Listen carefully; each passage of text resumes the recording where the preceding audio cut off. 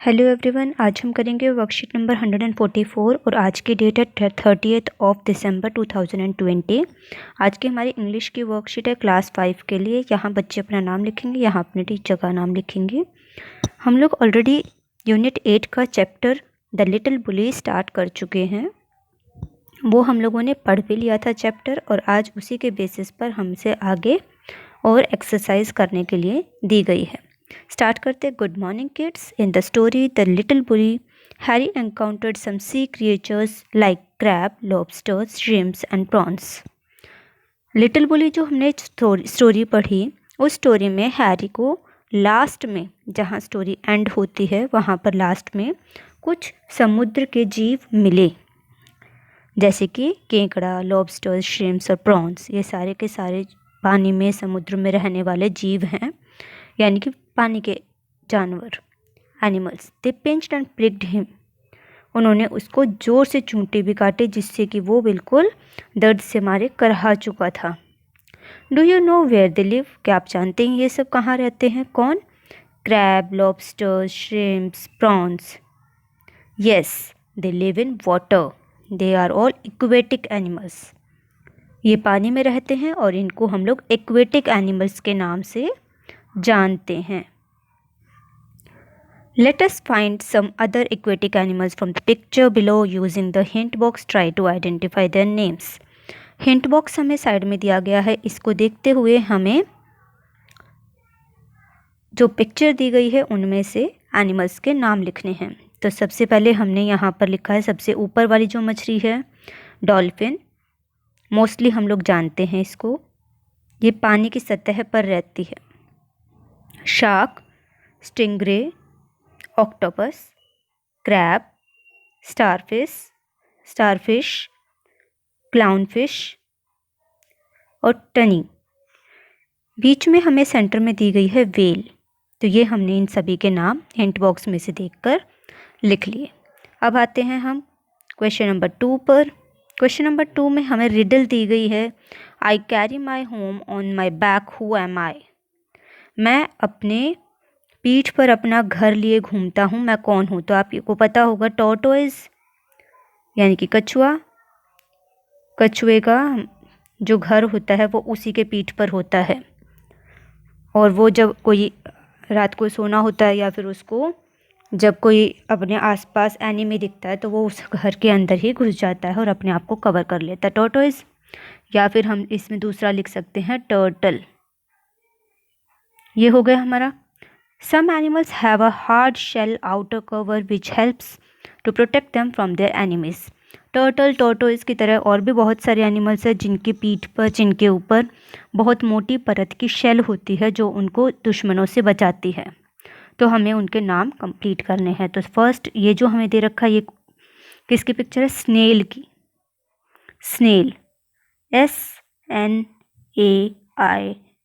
तो यहाँ पर क्या आएगा? NI, snail. नेक्स्ट हमें दिया है क्रैब, केकड़ा। तो यहाँ पर क्रैब की जो स्पेलिंग होती है CRAB, तो यहाँ पर बीच में R आ जाएगा और यहाँ पर B आ जाएगा, क्रैब। नेक्स्ट है हमारे पास क्रोकोडाइल। क्रोकोडाइल की स्पेलिंग होती है CROCODILE, क्रोकोडाइल। तो यहाँ पर RCL, क्रोकोडाइल। ये स्पेलिंग हमारी कंप्लीट हो जाती है। नेक्स्ट है हमारे पास ऑयस्टर। ऑयस्टर की स्पेलिंग होती है OYSTER।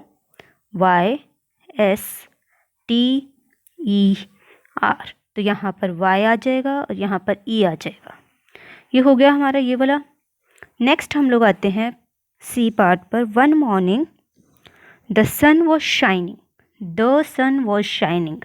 ध्यान से पढ़ेंगे, जो बोल्ड में लिखे हुए हैं उनको हम लोग ध्यान से देखेंगे और समझेंगे। पूरी दुनिया में एक ही सूरज होता है, इसलिए हमने सूरज के सामने द सन लगाया है।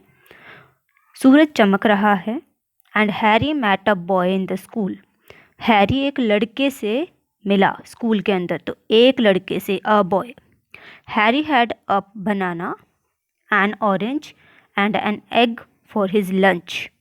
हैरी के पास उसके लंच में एक बनाना है, अ बनाना, एक ऑरेंज है। जो वोवल्स की साउंड आती है उनके सामने एन लगता है, ए एन द, हम लोग 3rd और 4th क्लास में भी पढ़ चुके हैं।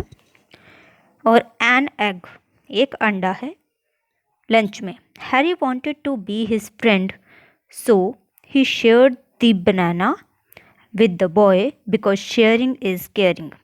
हैरी को उस लड़के को जिससे वो स्कूल में मिला था उससे दोस्ती करनी थी, तो इसलिए उसने अपनी जो भी चीज़ें उसके पास थी, जो बनाना था, उसको उस लड़के के साथ शेयर किया, क्योंकि शेयरिंग जो है वो ही ख्याल रखना होता है।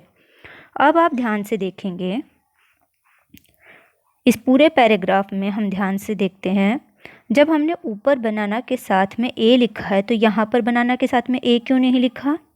क्योंकि ये उसी बनाना की बात हो रही है जिस बनाना के बारे में हम ऑलरेडी पैराग्राफ में बात कर चुके हैं।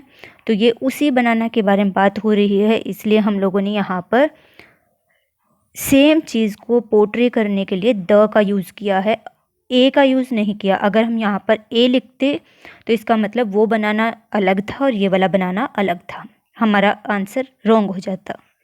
सेम यहाँ पर अ बॉय लिखा है, यहाँ पर द बॉय लिखा है, क्योंकि ये जो बॉय है ये यही वाला बॉय है, यही वाला बॉय है, इसलिए हमने यहाँ पर अ बॉय नहीं लिखा। अ बॉय अगर हम लिखते हैं तो इसका मतलब ये लड़का अलग है और ऊपर जिसके बारे में बात हुई थी वो लड़का अलग है।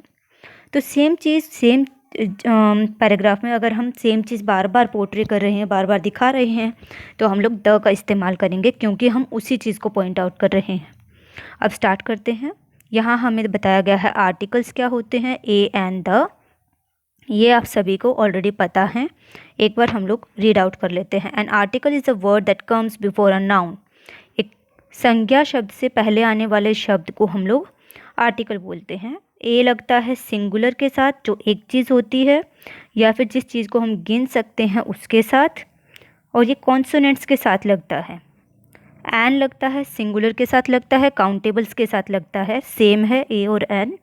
बस ये वोवल के साथ लगता है, वो कॉन्सोनेंट के साथ लगता है। वोवल्स कौन कौन से होते हैं? ए ई आई ओ यू, जिसमें साउंड आती है ए ई आई ओ यू की। The is use for the specific और अ पार्टिकुलर नाउन। द सिर्फ हम वहाँ पर लगाते हैं जब कोई चीज़ बहुत ज़्यादा स्पेशल होती है, जैसे सन था, पूरे ऑल ओवर वर्ल्ड में एक ही सन है, पूरी धरती पर एक ही सूरज है, इसलिए हमने या फिर किसी पार्टिकुलर नाउन के साथ या फिर किसी स्पेसिफिक चीज़ के साथ। स्पेसिफिक चीज़ जैसे कि हमने लड़के को बताया कि हैरी एक लड़के से मिला और उसी लड़के के साथ उसने शेयरिंग की।